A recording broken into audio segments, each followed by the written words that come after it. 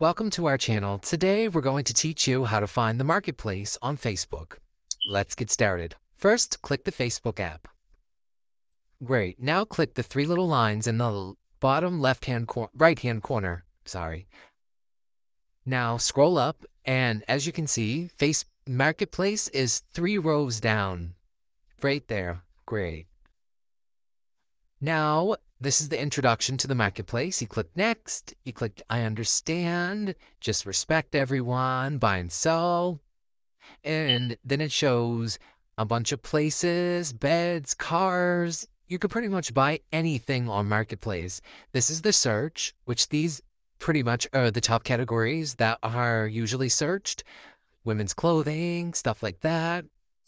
And, oh, sorry, go back in. You can slide down. There's a bunch of stuff. You can change the radius where it's closer to you or farther from you. I guess that depends on you. Sorry, I have all my location kind of blocked out, privacy purposes. And then you click that. No location on. Slide down. There's phones.